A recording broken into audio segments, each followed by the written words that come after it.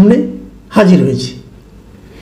এবার আমি কোনো একটিমাত্র কন্টেন্ট নিয়ে কথা বলছি না, গত কয়েকদিনে যে কন্টেন্টগুলো প্রচারিত হয়েছে, যেমন ডাকসু নির্বাচন নিয়ে, তারপর সেনাপ্রধানের সঙ্গে প্রধান উপদেষ্টা, প্রেসিডেন্ট এবং প্রধান বিচারপতির যে সাক্ষাৎ, সেটা নিয়ে যেটা করেছিলাম, তার আগে জাতীয় পার্টিকে নিষিদ্ধ করা নিয়ে যে দাবিগুলো উঠেছিল সেই দাবির পেছনে কারণগুলো নিয়ে যে কন্টেন্ট করেছিলাম, এগুলো কয়েকটা মিলিয়ে এবং তার বাইরে বিভিন্ন দর্শকদের মধ্যে কেউ কেউ মানে আমাকে ঘিরে কিছু প্রশ্ন তাদের ছিল, সেগুলো আজকে আমি সংক্ষেপে আলোচনা করার চেষ্টা করব।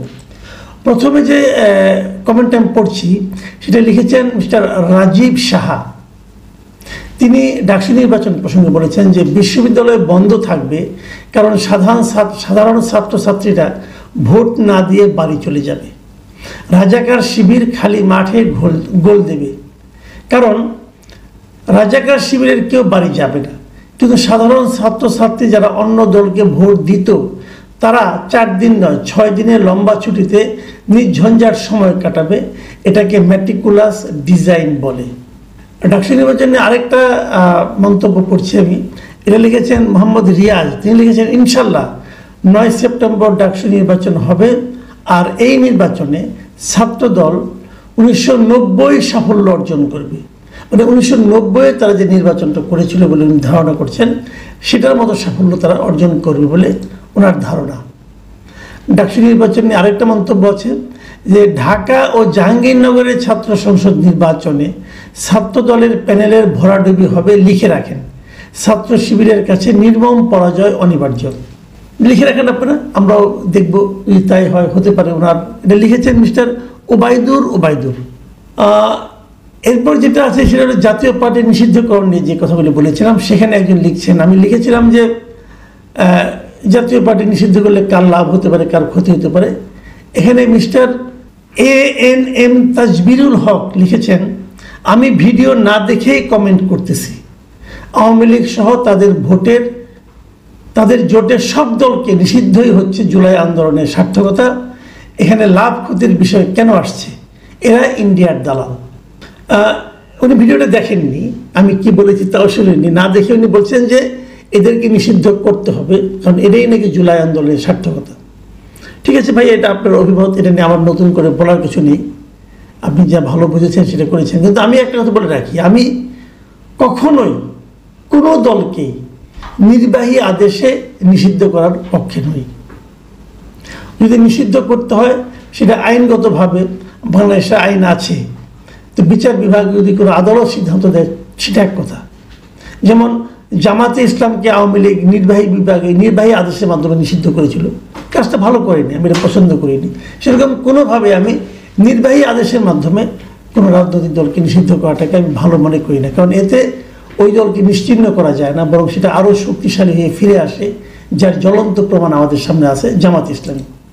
যাও, জাতীয় পার্টি নিয়ে এরপরে মন্তব্য লিখেছেন ফরসাদান শাহরিয়ার। তিনি লিখেছেন বিএনপি জামায়াত সকলেরই লাভ, মানে জাতীয় পার্টিকে নিষিদ্ধ করলে। আগে না হয় দিনের ভোট রাতে হয়েছে, এখন নির্বাচনের কোনো প্রয়োজনই নেই। বিএনপি জামায়াত এনসিপি মিলেমিশে সরকার গঠন করলেই হয়। কি বলবার। বিচার বিভাগ নিয়ে একটা মন্তব্য করেছেন মিস্টার শফিকুল ইসলাম। তিনি লিখেছেন দেশের বিচার ব্যবস্থা সম্পূর্ণ ভেঙে পড়েছে, মানুষ ন্যায় বিচার পাচ্ছে না, আদালতের বিচারে হস্তক্ষেপ করছে সরকার, কোনো আসামি জামিন পাচ্ছে না, যার দরুন বিচার ব্যবস্থার প্রতি আস্থা হারাচ্ছে সাধারণ মানুষ। এই মন্তব্যটা করেছেন যে আর্মিকে নিয়ে যে গুজবটা ছড়াচ্ছে কে, এটা আমি প্রশ্ন করেছিলাম। সেখানে মোহাম্মদ মোশাররফ হোসেন লিখেছেন আসসালামু আলাইকুম ভাই, কিছু কিছু বিদেশি সাংবাদিক অনলাইনে গুজব ছড়াচ্ছে, তাই গুজবের কথা বলা হচ্ছে। এই মন্তব্য লিখেছেন আমিনুর ইসলাম। তিনি লিখেছেন আপনি কিছুদিন আগেও সরকারের কঠিন সমালোচনা করেছেন, ৭১ মঞ্চের আলোচকদের গ্রেপ্তারের পর থেকে কুসুম কুসুম সমালোচনা করছেন, ভয় পেয়েছেন মনে হয়। আপনার মতো সাহসী সাংবাদিকের ভয় পেলে কি চলে? যাই হোক, আপনার কাছে যেহেতু মনে হয়েছে এটা নিয়ে আমি আর কোনো মন্তব্য করতে চাই না। রূপায়ণ বড়ুয়া লিখেছেন ভাই আপনি ভালো আছেন, আপনাকে অনেকে হুমকি ধামকি দিবে, ভয় পায়েন না, ধন্যবাদ। মানে একজন ধরে নিয়েছেন আমি ভয় পেয়েছি, আরেকজন আমাকে সাহস দিচ্ছেন যেন আমি ভয় না পাই। ভাই ধমকি ধামকি পাচ্ছি, এটা কোনো মানে অস্বাভাবিক কিছু নয়। এবং এটা পাবো এটা আমি জানি বলেই আমি এই পথে নেমেছি। এটা আগেও পেতাম, এখনও পাই, কিন্তু এটা নিয়ে আমি খুব একটা চিন্তিত নই। তবু আমার জন্য উদ্বেগ প্রকাশ করেছেন বলে আপনাকে ধন্যবাদ। অ্যাডভোকেট বাবুল মিয়া লিখেছেন, সব বিষয়ে আপনাকে অপছন্দ করলেও শুরু থেকে এখন অবধি একটা নির্বাচন দেশকে নিরাপদে একটা পথ দেখাবে, এই কথায় একমাত্র আপনি অনর দৃঢ়চেতা। ধন্যবাদ আপনাকে। ঠিক আছে, আপনি একটা বিষয়ে একমত হয়েছেন, এই জন্য আমাকে ধন্যবাদ দিয়েছেন, আপনাকে ধন্যবাদ। কিন্তু সব বিষয়ে আপনি আমাকে অপছন্দ করেন, এটা শুনে আমি বুঝতে পারলাম না যে সব বিষয় মানে কি। এটা ছাড়া সব বিষয়ে কেন, অন্য বিষয়গুলি থেকে আমার মধ্যে আপনি এই ধরনের কোনো বৈশিষ্ট্য পান না? যাই হোক, তবু আপনাকে ধন্যবাদ। রংধনু লিখেছেন, কথা ইউটিউবটি মাঠ থেকে সংবাদ সংরক্ষণ করে সংবাদ প্রচার করলে হয়তো সবার জন্য ভালো হতো। আপনি এই বিষয়ে পদক্ষেপ নেন স্যার। আবার কমেন্ট করলাম, আমার কমেন্টটি যেন আপনি বিবেচনা করেন। দেখুন, আপনি যে কথায় লিখেছেন এটা খুব একটা ভালো প্রস্তাব, যে মাঠ থেকে সংবাদ সংগ্রহ করে আমি যেন প্রচার করি। সেখানে দুটো সমস্যা আছে। দুটো সমস্যা হলো, প্রথম সমস্যা, মাঠে আমার এত লোক কিভাবে থাকবে? মাঠে সাধারণ মানুষ আমাকে অবশ্য খবর অনেকে পাঠায়, কিন্তু সেগুলো তো যাচাই করার ব্যাপার থাকে। অনেকেই পাঠায়, আমি তো জানি না কে কীভাবে পাঠাচ্ছে। কাজে যাচাই করতে না পারার কারণে হয়তো অনেক সময় আমার এটা করা সম্ভব হয় না। তবে আমি একটা উদ্যোগের কথা ভাবছি এরকম, যে আপনারা যারা আমাদের এখানে কমেন্ট লিখেন, তারা যদি আপনাদের কমেন্টটা ভিডিও করে আমাকে পাঠান, তাহলে হয়তো সেই কমেন্টটা আমি ওখান থেকে কিছু কিছু বেছে আমি এগুলি প্রচার করতে পারবো, তাতে আপনার মতামতটা কিন্তু প্রকাশিত হবে। সেক্ষেত্রে অবশ্যই একটা হোয়াটসঅ্যাপ নাম্বার দেওয়া লাগবে, যে নাম্বারে আপনারা পাঠাবেন ভিডিও করে। আমি খুব শীঘ্রই এই সংক্রান্ত ব্যাপারে একটা চিন্তাভাবনা করছি, হয়তো ব্যবস্থা নিতে পারবো। এটা লিখেছেন SM ওবায়দুল হক। তিনি লিখেছেন, আপনার আরও বেশি ভিডিও চাই। ধন্যবাদ। এই চাহিদাটা কথা মাথায় রাখবো, কিন্তু এটা আমার জন্য একটু কষ্ট হয়ে যায়। আমি আসলে অন্যান্য কাজ নিয়ে ব্যস্ত থাকি, তারপর দিনে একটা করে ভিডিও তো করি এবং একটা ইন্টারভিউ করি। যদি আরও বেশি করতে হয়, আরও বেশি সময় দিতে হবে। আগামীতে যখন নির্বাচনটার সামনে ঘনিয়ে আসবে, তখন হয়তো সেই বাস্তবতা তৈরি হবে, তখন আমি চেষ্টা করবো আরও বেশি ভিডিও দেওয়ার জন্য। মুফতি শামসুল হক লিখেছেন, আপনি মাঝে মাঝে ভুল ব্যাখ্যা দেন। মুফতি শামসুল হককে ধন্যবাদ জানাচ্ছি আপনি আপনার মন্তব্যের জন্য। আপনার সঙ্গে আমি একমত। আমি অবশ্যই মাঝে মাঝে ভুল ব্যাখ্যা দিই। ভাই, আমি তো মানুষ না, ভুল ব্যাখ্যা কে না দেয়? সবারই ভুল হতে পারে, মানুষ, আমারও ভুল হতে পারে। তবে আপনার কাছে আমার অনুরোধ, যে মাঝে মাঝে এই যে বললেন না, এটা অতি সরলীকৃত একটা মন্তব্য। মাঝে মাঝে কোথায় কোথায় ভুল ব্যাখ্যা দিই, এটা যদি ধরিয়ে দিতেন তাহলে সেটা নিয়ে আমরা আলোচনা করতে পারতাম। আমি চেষ্টা করি ভুল ব্যাখ্যা না দেওয়ার জন্য, তারপরেও ভুল হওয়া স্বাভাবিক। এরপরে যদি কখনো আপনি ভুল ব্যাখ্যা আপনি চোখে পড়ে, প্লিজ আমাকে এটা একটু ধরিয়ে দেবেন যে কোন বিষয়ে আমার ব্যাখ্যাটা ভুল হয়েছে। আনন্দ তালুকদার লিখেছেন, আওয়ামী লীগ আমলে আপনাকে বলতে দেখেছি জাতীয় পার্টি হচ্ছে জাতীয় বেঈমান পার্টি। তাহলে জাতীয় পার্টি নিষিদ্ধ হলে আপনার মাথা ব্যথা কেন? প্রিয় মাসুদ কামাল, আপনি আওয়ামী লীগের দালালি করবেন না, আপনাকে মানায় না। কারণ আমি আওয়ামী লীগ আমলে আপনি সঠিক পথেই ছিলেন। যাই হোক, আপনার এই মন্তব্যের ব্যাপারে আমি একটা কথা বলি। আওয়ামী লীগ আমলে আমি জাতীয় পার্টিকে জাতীয় বেঈমান পার্টি বলেছি, এখনও বলি। এখনও আমি মনে করি যে বাংলাদেশের মানুষের ভোটাধিকার যে লুণ্ঠিত হয়েছে, আওয়ামী লীগ করেছে গত 15 বছরে, মানুষকে ভোট দিতে দেয়নি। সেক্ষেত্রে আওয়ামী লীগের সবচেয়ে সহযোগী ভূমিকা পালন করেছে জাতীয় পার্টি। তখন যে জাতীয় বেঈমান পার্টি বলেছি আমি ওই সময়ে, এখন আমি তাই বলি। আওয়ামী লীগের দালালি আমার করার কোনো প্রশ্নই ওঠে না, কারণ আমি জীবনে কখনো আওয়ামী লীগ করিনি, এখনও করছি না। এবং এইমাত্র আমি বললাম, কিন্তু বাংলাদেশে মানুষের ভোটাধিকার লুণ্ঠন করার জন্য আওয়ামী লীগ দায়ী। তাহলে দালালি কী করে করলাম? যে কাজটা আমি করি সেটা হলো, আমি কোনো পলিটিক্যাল পার্টিকে নির্বাহী আদেশে নিষিদ্ধ করার পক্ষপাতী নই। আওয়ামী লীগকে যে নিষিদ্ধ করা হয়েছে, আমি বলেছি যে এই নিষিদ্ধ করাটা সরকারের ঠিক হয়নি। কারণ নিষিদ্ধ করলে পরে সেই পার্টির প্রতি মানুষের সিম্প্যাথি বেড়ে যায় এবং সেই পার্টি আরও শক্তিশালী হয়ে ব্যাক করে, যার প্রকৃষ্ট উদাহরণ হচ্ছে জামাত ইসলামী। আমি এই কথাটা বলেছি। জাতীয় পার্টি যখন এখন নিষিদ্ধ করার প্রশ্ন উঠছে, সে জাতীয় বেঈমান পার্টি হলে পরে জনগণ থেকে প্রত্যাখ্যান করবে। 15 বছরে কি জাতীয় পার্টির অবস্থান ভালো হয়েছে? তারা বেঈমানি করেছে, মানুষ থেকে প্রত্যাখ্যান করেছে, তাদের প্রার্থী দেওয়ার মতো লোক নাই, তো মানুষ তাকে ছুঁড়ে ফেলবে। সরকার কেন নিষিদ্ধ করবে? আমার এই জায়গাটাই প্রশ্ন। এবং সরকারে যারা নিষিদ্ধ করছে তারা কি খুব ধোয়া তুলসী পাতা? তাদের আপনার চেহারা দেখছি না আমরা। আমার এই জায়গাটাতে আপত্তি, এই জায়গাটাতে আপত্তি করলে পরে আমি কারো দালাল হয়ে গেলাম, এত সরলীকৃত সিদ্ধান্ত আসলে তো সমস্যা ভাই। এটা লিখেছেন মানিক মিয়া, তিনি লিখেছেন, ভাই সাহেব এত সত্যি কথা কেন বলেন? কিছু মানুষের গাত্রদাহ হয়। হ্যাঁ হয়, এটা টের পাচ্ছি।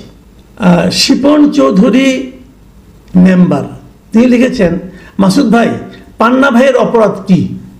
কোন যুক্তিতে পান্না ভাইকে অ্যারেস্ট করা হলো? আপনারা পান্না ভাইকে নিয়ে সরকারের কাছে জোর দাবি জানান। পান্নাকে নিয়ে আরও কয়েকটা আছে, আমি ওগুলো পরে একবারে বলছি।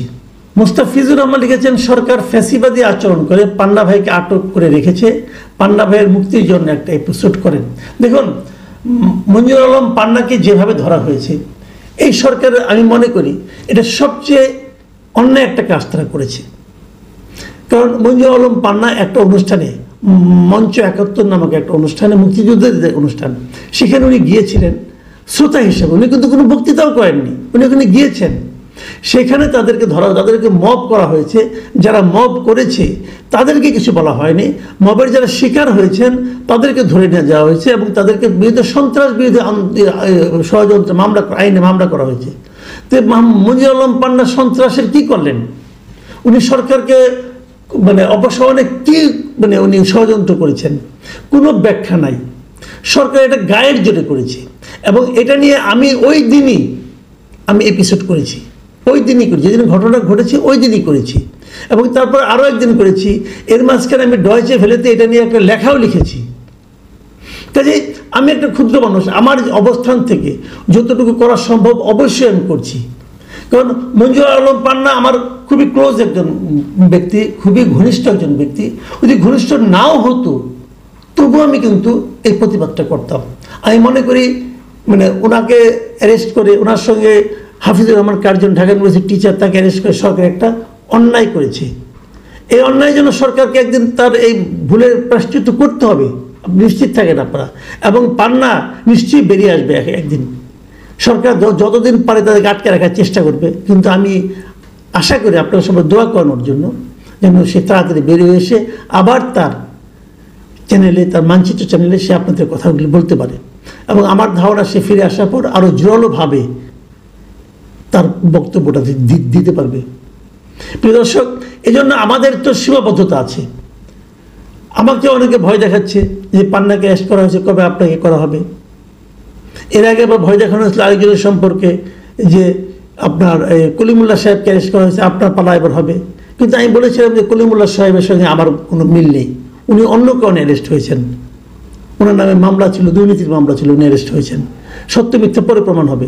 কিন্তু পান্নাকে যখন অ্যারেস্ট করা হয় তখন কিন্তু আসলেই আমি আতঙ্কিত বোধ করি। আমি আতঙ্কিত বোধ করি এই কারণে যে পান্না এবং আমার মধ্যে আসলে কোনো পার্থক্য নাই। পান্নাও সাংবাদিক, আমিও সাংবাদিক। পান্নার নামে কোনো মামলা ছিল না কিন্তু।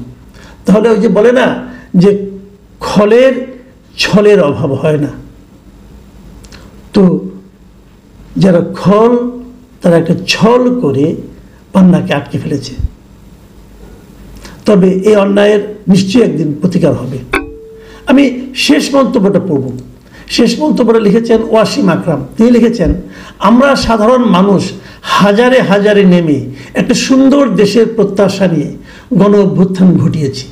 শ্রদ্ধা সম্মান নিয়ে ইউনূস দায়িত্ব নিলেও তার আসল উদ্দেশ্য ছিল 5 বছর থাকা। কিন্তু সীমাহীন ব্যর্থতা আর চাপে নির্বাচন দিতে হচ্ছে। তাই ইচ্ছাকৃত মব সাজিয়ে আইন শৃঙ্খলা অবনতি করে ভোট বানচারের ধান্দা চলছে। সাধারণ মানুষ কি পেয়েছে?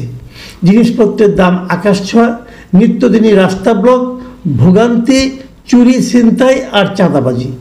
মানুষ যদি আবারও ক্ষেপে সেনাবাহিনী হাসিনার মতো ইউনূসকে বিমান দেবে, 1 বছর হতে যায় আইন শৃঙ্খলা নিয়ন্ত্রণ করতে পারেনি, সব জায়গায় এরা ব্যর্থ। প্রিয় দর্শক, ওয়াসিম আকরাম সাহেবের এই মন্তব্যের ব্যাপারে আমার আর নতুন করে বলার কিছু নেই। আপনারা সবই বুঝেন, সবই জানেন। প্রিয় দর্শক, এখন এই পর্যন্তই। আল্লাহ হাফিজ।